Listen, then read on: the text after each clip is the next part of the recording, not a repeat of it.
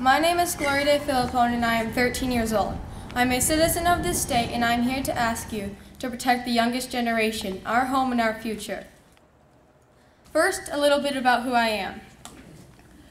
When I was 5, my parents read to me a book from the series Little House on the Prairie, in which a calf was killed only for the rennet in its stomach from its mother's milk. That is the moment I became a vegetarian. When I was 9, I read the book Chew on This by Eric Schlosser, cover to cover, twice. I was disturbed by the environmental impact we have in making our food and how we treat animals. The environmental expense our eating habits make are huge. For me, the cost is personally unacceptable. Our whole agricultural system, from the way we produce food to its transportation over long distances, is polluting our land, our waters, and our atmosphere. It is not sustainable for my generation and for those who will come after us. Another important event in my life happened when I was 8. I was told I could not swim in our neighborhood lake, Gray's Lake, anymore because of high E. coli levels. There are also large algae blooms from fertilizer runoff. I started doing some research and I learned a lot. Did you know that frogs and algae are the best indicators of ecological health? Frogs breathe through their skin, so when they breathe in pollutants, it really hurts them. They are the first to show symptoms of environmental damage. They grow multiple eyes, legs, and feet, or they die. Algae is thriving now because of high carbon dioxide levels. Algae steals oxygen from water, so fish die from the lack of oxygen. Since these experiences, I've been trying my best to live my own life in a way that takes care of the earth. I even helped start a green program in my school, and we now recycle. But there is only so much I can do on my own. I need my government to protect my future. I'm here to talk about the petition for rulemaking that Kids vs. Global Warming and I have asked you to consider. I want to point out some really important parts of our petition. First, I'll talk about the climate crisis to make sure we're all on the same page. I want to highlight the enormous impacts my generation faces and that we are already facing here in Iowa. And then I want to talk about what these world-class experts say we need to do and why you should agree to do it. Last, I want to talk about the public trust and why this is your job. The EPA says that, quote, climate changes are already occurring that harm our health and welfare, and that the effects will only worsen over time in the absence of regulatory action, end quote. It is all this burning of fossil fuels that is causing the problem. And the scientists agree. With more greenhouse gases being emitted, heat gets trapped and less of it goes back to space. This causes temperatures to increase and changes our weather patterns because of more moisture in the air. Current CO2 concentration in the atmosphere is at 390 parts per million, as compared to 280 ppm pre-industrial. It needs to be at 350. So we've already heated up the Earth by 1.4 degrees Fahrenheit, but things are starting to heat up at a faster pace. Note that 2010 tied for the hottest year on record. This slide shows how temperatures all over the globe are increasing, especially in the north, where the ice sheets and ice caps are. Even though the global average surface temperature increase is 1.4 degrees Fahrenheit, at the North Pole the temperatures have been even warmer. Carbon dioxide is the key greenhouse gas because it stays up there for thousands of years. Even if we stop emitting carbon dioxide today, we are still committed to more heating that is in the pipeline. The more we keep emitting, the more heating my generation will have to deal with. Scientists have measured that sea levels are rising because the polar ice caps and glaciers are melting. And because as water gets warmer, it expands. This is causing floods in coastal areas and greater damages from storms. This means we'll see more intense hurricanes like Katrina. Sea level rise this century could be as much as 6.5 feet. The Greenland, Antarctic, and Arctic ice sheets are melting at an accelerating rate. In 2010, Arctic sea ice was as low as it has ever been. Sea ice reflects heat, and that helps keep our planet cooler. Less sea ice means even more warming. This is called a positive feedback loop. Mountain glaciers are retreating all over the world. Many areas rely on snowmelt for irrigating crops and drinking water in the drier summer months when rainfall is lower. All of the increased heat is melting the permafrost in eastern Siberia, Alaska, and Canada. When the ice melts, it releases methane stored in the tundra. Methane is flammable and a serious greenhouse gas. If all that methane gets released because of our continued carbon dioxide emissions, we will have runaway heating that we won't be able to do anything about. The Earth could become uninhabitable. Oceans play a crucial role in stabilizing our climate, as they absorb and release CO2 to maintain a balance. Oceans have been absorbing as much as 1/3 of human-released CO2 in the past 2 centuries, which has slowed the rate of global warming, but the consequence is that we are killing our oceans. Ocean acidification means that animals that build shells are not able to build them as fast as the acids break them apart. Also, warmer oceans means more coral bleaching. Heating and drought is harming our forests because it causes stress to trees and makes them more susceptible to pests and diseases. Catastrophic wildfires are also increasing as everything gets drier and warmer.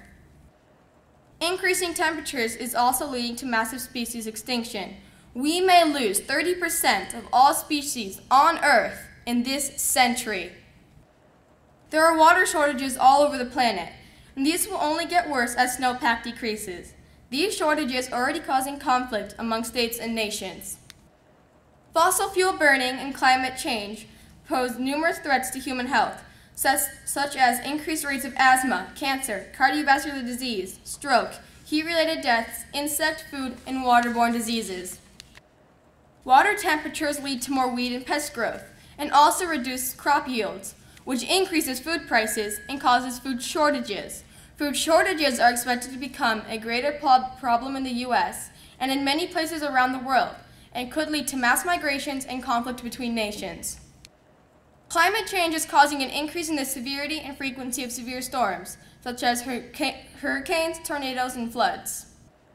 We have been experiencing these severe floods from the Missouri River, as shown in these pictures near Hamburg, where rural farms are underwater. When we aren't experiencing flooding, we're seeing increased droughts, especially here in the Midwest, Southeast, and Southwest. This seems weird, right? But it makes sense, because we are having these intense, short rain events where the water runs off, but does not get absorbed by the earth and our farmland. Then we have long periods of dry, hot weather in between. This causes perfect drought conditions and a lot of bad erosion. If you are farmers, you understand how bad these weather patterns are for your crops. My generation has a profound interest in ensuring that the climate remains stable enough so that we have a livable future.